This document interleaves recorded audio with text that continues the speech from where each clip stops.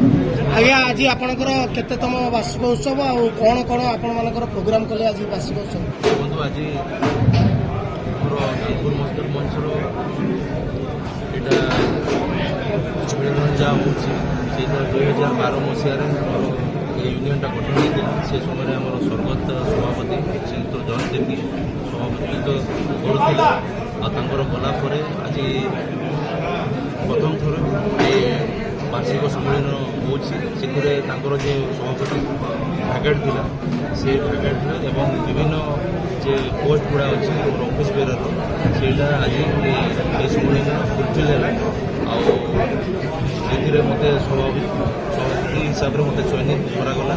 ଆଉ ଆସନ୍ତା ସମୟରେ ଗାଙ୍ଗପୁର ମଜଦୁର ମଞ୍ଚର ଯାହା ବି କାର୍ଯ୍ୟକଳାପ ଥିବ ସେଥିରେ ଆମର ଗାଙ୍ଗପୁର ମଜଦୁର ମଞ୍ଚ ଯାହା ବି ବିଗତ ସମୟରେ ମିଳିତ ଭାବରେ ଟ୍ରେଡ୍ ୟୁନିୟନରେ ଜିତିଥିଲା ଆର୍ଏସ୍ପିରେ ଏବଂ ଆସନ୍ତା ସମୟରେ ଆମର ସ୍ୱତନ୍ତ୍ର ରୂପେ ଆମର ଗାଙ୍ଗପୁର ମଜଦୁର ମଞ୍ଚ ଆସନ୍ତା ସମୟରେ ଲଢ଼ିବ ଏବଂ ଆମର ଆଶା ଅଛି ଜିତିବା ଏବଂ ଆମର ରେକଗ୍ନେସନ୍ ଯାହା ଅଛି ସେଇଟା ସେଇଟାକୁ ଆଜ୍ଞା ଆପଣଙ୍କ ବାପା ଯିଏ କି ବାପା ନିଶ୍ଚିତ ଭାବରେ ଦେଖନ୍ତୁ ଯେ ଶ୍ରମିକ ଭାଇ ବନ୍ଧୁମାନେ ଅଛନ୍ତି ତାଙ୍କର ଆମର ବିଭିନ୍ନ ଅଞ୍ଚଳରୁ ଯେଉଁମାନେ ଅଛନ୍ତି ସେମାନେ ଏଇଠି ରୌରକେଲା ଷ୍ଟିଲ୍ ପ୍ଲାଣ୍ଟରେ ଚାକରରତ ଅଛନ୍ତି ଏବଂ ଆମର ଯେ କଣ୍ଟ୍ରାକ୍ଚୁଆଲ ଲେବର ମାନେ ବି ଅଛନ୍ତି ସେମାନେ ଏଇଠି ଅଛନ୍ତି ଏବଂ ଆମର ଯେ ଗୋଟେ ବର୍ଷ ଥିଲା ଯେଉଁ ସମୟ ଥିଲା ସେ ସମୟରେ 40,000 ଶ୍ରମିକ ମାନେ ଥିଲେ। ଏବେ କମି କମି ଏଇଟା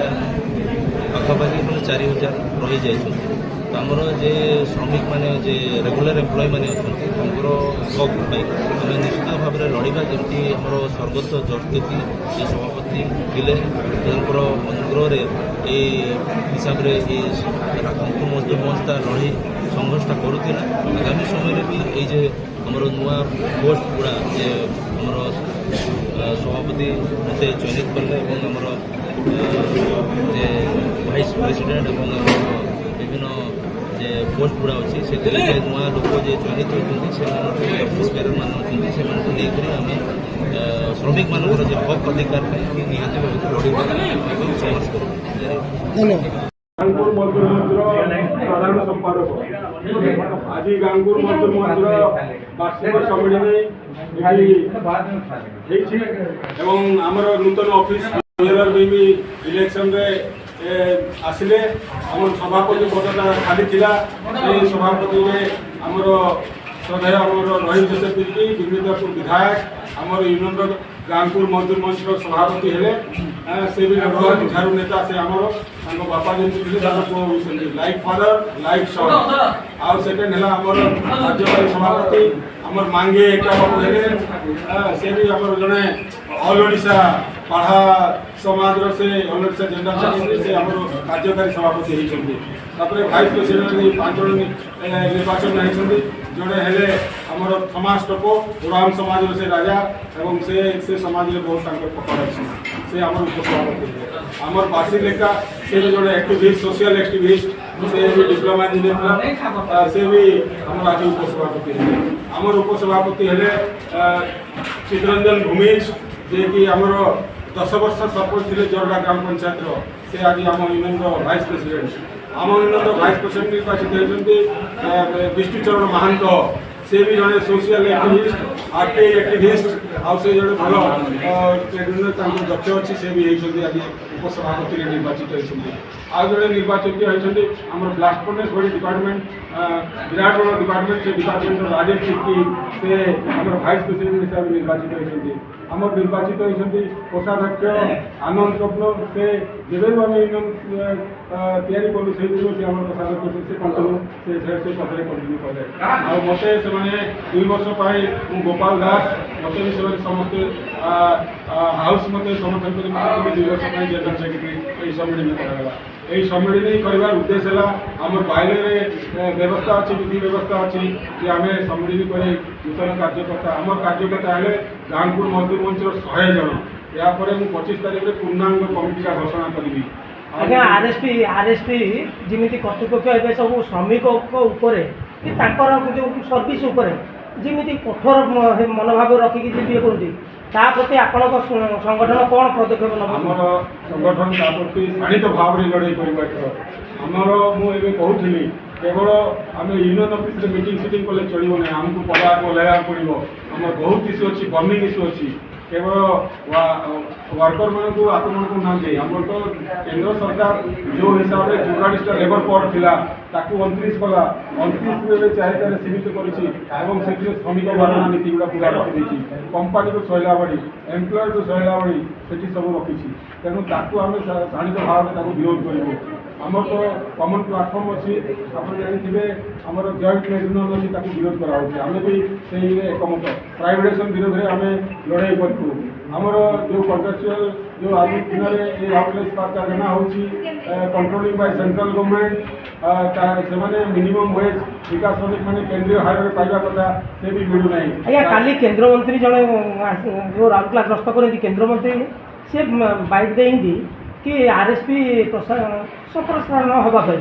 ୟା ଉପରେ ଆପଣ ସଂଘ ତରଫରୁ କ'ଣ କହୁଛନ୍ତି? या ଉପରେ ଆମେ ଚାହୁଁ ପ୍ରଡକ୍ସନ୍ ହଉ, ପ୍ରଡକ୍ଟିଭିଟି ବଢ଼ୁ, କାପାସିଟି ୟୁଟିଲାଇଜେସନ୍ ବଢ଼ୁ, ଆମେ ଚାହୁଁ ସମ୍ପ୍ରସାରଣ ହଉ। କିନ୍ତୁ ଯାହାକୁ ଆପଣମାନେ ବିସ୍ଥାପିତ କରିବେ, ବିସ୍ଥାପନର ନୀତି ନିୟମ ଯାହା ଅଛି ତାକୁ କଳାକଳି ଭାବରେ ପାଳନ କରିବେ। ଯେମିତି ଲୋକକୁ ମାରିକରି ଆପଣମାନଙ୍କ ନାଁରେ କେସ୍ ବି ହେଉନି, ଏମିତି ଚାଲିଛି ସରକାର। ଦେଖିଲେ ଜେସିପିରେ ଚାପିକରି ମାରିଦେଲେ ଏତ ଇଏକୁ, ଏତ ଏକାକୁ ଆମର ବରକାନୀରେ, ଏବଂ ଆମର ଆଉ ଜଣେ କୁଜୁର ବାବୁକୁ ସେମାନେ 15 ହାଡ଼ ଭାଙ୍ଗି ଦେଇଛନ୍ତି। ତାଙ୍କୁ ଏମ୍ପ୍ଲୟମେଣ୍ଟ ଦେବେ ବୋଲି ଏସୁରାନ୍ସ ଲେଟର ଦେଲେ, କିନ୍ତୁ ଆଜି ଯାଏ ତାଙ୍କୁ ଚାକିରି ଦେଇନାହାନ୍ତି। ୟା ଉପରେ ସଂଗଠନ ଲଢ଼ିବ ସଂଗଠନ ଲଢ଼ିବ। ଆମର ବିଧାୟକର କ୍ଷେତ୍ର ସେଇଟା ବର୍ତ୍ତମାନ ହେଉଛି ତାଙ୍କର ବିର୍ମିକାପୁର କନଷ୍ଟିଚୁଏନ୍ସି। ଆମର ବିଧାୟକ ପ୍ରେସିଡେଣ୍ଟ ନିଜେ ଅଛନ୍ତି ଏବଂ ସେମାନେ ଯିଏ କହିବେ ଆମ ଶ୍ରମିକ ସଂଗଠନ ବି ସାଥ ଦେବ ଏବଂ ଲଢ଼େଇ କରିବ। ୟା ଉପରେ ଆମେ ଲଢ଼େଇ କରିବୁ। ଏବଂ ଅନେକ କଥା ଅଛି ଯେଉଁଟା ଓଡ଼ିଶାର ସ୍ୱାର୍ଥ ରହୁନାହିଁ। ଏମାନେ ଗୋଟେ ଚାଲ କରିକିରି ଅଲ୍ ଇଣ୍ଡିଆ ବେସିସ୍ରେ ସେମାନେ ନିଯୁକ୍ତିଟାକୁ କରିଦେଇଛନ୍ତି। ଏଠି ଶହ ଶହ ITI, ଶହ ଡିପ୍ଲୋମା ଇଞ୍ଜିନିୟରିଂ କଲେଜ ଖୋଲିଛି, ପାଠ ପଢ଼ି ବାହାରୁଛନ୍ତି, କିନ୍ତୁ ତାଙ୍କୁ ଏଠି ଚାକିରି ମିଳୁନାହିଁ। କାହିଁକି ମିଳୁନାହିଁ? ସେମାନେ ଅଲ୍ ଇଣ୍ଡିଆ ବେସିସ୍ କରିଦେଇଛନ୍ତି, ବାହାରୁ ସବୁ ଆସିଯାଉଛନ୍ତି। ତେଣୁକରି ଆମର ପିଲାମାନେ ଓଡ଼ିଶା ଆପଣଙ୍କ ସଂଗଠନ ତରଫରୁ କିଛି ଦାବି ପତ୍ର ଦେଉନାହାନ୍ତି? ରାଉରକେଲାର ବାସିନ୍ଦା ଯେଉଁମାନେ ତାଙ୍କୁ ପ୍ରାୟୋରିଟି ଦିଆଯାଉ ବୋଲି ମୁଁ ପ୍ରାୟୋରିଟି ଦେଇଛି ଯେ ଆମର ଯେଉଁମାନେ ଭିଟାମାଟି ହରାଇଛନ୍ତି ବିସ୍ଥାପିତ ଲୋକମାନେ, ଯେପର୍ଯ୍ୟନ୍ତ ଧୂଆଁ ଉଡ଼ୁଥିବ ଏଠି, ମୁଁ ତ ଦାବି କରିଛି ଯେ ପ୍ରତ୍ୟେକ ବର୍ଷ ତାଙ୍କୁ 500 ନିଯୁକ୍ତି ଦିଆଯାଉ। କାହିଁକିନା ତାଙ୍କ ଚାଷ ଜମି ଆପଣମାନେ ନେଇଯାଇଛନ୍ତି, ତାଙ୍କର ଜୀବନ ଜୀବିକା କେମିତି ବଞ୍ଚିବେ? ତେଣୁ ତାଙ୍କୁ ଚାକିରି ଦେଲେ ଯାଇକି ବଞ୍ଚିବେ। ଚାକିରି ଦେଲେ ତେଣୁ ତାଙ୍କ ପିଲା ଛୁଆମାନଙ୍କୁ ପାଠ ପଢ଼ାଇବେ, ଭଲ ମଣିଷ କରିବେ ଏବଂ ସମାଜରେ ଜଣେ ପ୍ରତିଷ୍ଠିତ ଭଲ ନାଗରିକ ସେ କରିପାରିବେ। ଏଇଭଳି ଅନେକ ଡିମାଣ୍ଡ ଅଛି। ଡିଗ୍ରେଡେସନ୍ କରିଦେଇଛନ୍ତି ୱାର୍କରଙ୍କୁ, ଯେଉଁମାନେ S3ରେ S6ରେ ପାଉଥିଲେ ଡିପ୍ଲୋମା ଇଞ୍ଜିନିୟର ପିଲାମାନେ, ତାଙ୍କୁ S3 କରିଦିଆଯାଇଛି। ଆଉ ITI ପିଲାମାନଙ୍କୁ ମଧ୍ୟ S3ରେ ପାଉଥିଲେ ଗ୍ରେଡ୍ରେ, ତାକୁ S1 କରିଦେଇଛି। ତେଣୁ ତାଙ୍କ ପ୍ରତି ଅନେକ ଅନ୍ୟାୟ କରାଯାଇଛି। ତେଣୁ ସେଟାକୁ ଯେମିତି ପୁନଃ ଥିଲା ସେମିତି ଭାବରେ ପ୍ରଚଳନ କରାଯାଉ ବୋଲି ଆମେ କହୁଛୁ। ସେଭଳି ଆମର ବର୍ଣ୍ଣିଂ ଇସ୍ୟୁ ଅଛି। ଆଜି ପର୍ଯ୍ୟନ୍ତ 10 ବର୍ଷ ପାଇଁ ଏମାନେ ଏଗ୍ରିମେଣ୍ଟରେ ଯାଇଥିଲେ NJSSରେ, ଆଜି ପର୍ଯ୍ୟନ୍ତ ସେ ଏଗ୍ରିମେଣ୍ଟ ସମ୍ପୂର୍ଣ୍ଣ ହୋଇପାରିନି। 9 ବର୍ଷ ହେଇଗଲା, ଆଉ ବର୍ଷେ ହେଲେ ସରିଯିବ। ତେଣୁ ମୋର କହିବା କଥା, ନୂଆ ଏଗ୍ରିମେଣ୍ଟ ପୁଣି ଆସିଯିବା କଥା। ଶ୍ରମିକମାନେ ଜାତକ ପକ୍ଷୀ ଭଳି ଅନେଇ ରହିଛନ୍ତି ଯେ ନୂଆ ଏଗ୍ରିମେଣ୍ଟ ଆମର କେମିତି ହେବ, ସେ କଥାକୁ ସେମାନେ ଅନେକ ରଖିଛନ୍ତି। ତେଣୁ ନୂଆ ଏଗ୍ରିମେଣ୍ଟ ହେବା ଦରକାର। ତେଣୁ ଆଉ ଯେଉଁ ଏରିୟର ପାଇବା କଥା, ଏଇଟା ଆପଣ ଦେଖୁଥିବେ ସବୁବେଳେ ଆମେ ବିଶ୍ୱାସ କରୁଛୁ ଯେଉଁ ଆନ୍ଦୋଳନ କରୁଛୁ, ଏରିୟର 39 ମନ୍ଥର ଆଜି ଯାଏଁ ପାଇନାହାନ୍ତି। ଇନସେଣ୍ଟିଭ ରିୱାର୍ଡ 1998 ମସିହାରେ ରିଭିଜନ ହେଇଥିଲା, ତାପରେ ଆଉ ହେଇନାହିଁ। ତ ତାର ବି ରିଭିଜନ ହେବା ଦରକାର। ଆଉ ବୋନସ୍ ସିଲିଂକୁ ହଟେଇବା ଦରକାର, ଗ୍ରାଚୁଇଟି ସିଲିଂକୁ ହଟେଇବା ଦରକାର, ଗ୍ରାଚୁଇଟିର ଆର୍ବିଟ୍ରାଲି ସାର୍କୁଲାର ଦେଇଛନ୍ତି ତାକୁ ହଟେଇବା ଦରକାର। ଏଗୁଡ଼ା ସବୁ ସର୍ଭିସ୍ କଣ୍ଡିସନ୍ NJSSରେ ଡିସାଇଡ୍ ହେଉଛି, କିନ୍ତୁ ଏଇଟା 5ଟା ଯାକ ୟୁନିୟନ୍ କ'ଣ କରୁଛନ୍ତି ଭଗବାନ ଜାଣେ। ଆମକୁ ଶ୍ରମିକମାନଙ୍କୁ ନ୍ୟାୟ ଦେଇପାରୁଛନ୍ତି, ଟୋଟାଲ ଏ ଦିଗରେ ସେମାନେ ଫେଲୁଅର ହେଇଛନ୍ତି। ଏସବୁ କଥାକୁ ନେଇକରି ଆମେ ରାଜରାସ୍ତାରେ ଓହ୍ଲାଇବା। ଆମର ଏଇ ୟୁନିୟନଟା ହେଉଛି ଇଣ୍ଡିପେଣ୍ଡେଣ୍ଟ ୟୁନିୟନ, କୌଣସି ପଲିଟିକାଲ ପାର୍ଟି ସହିତ ନାହିଁ।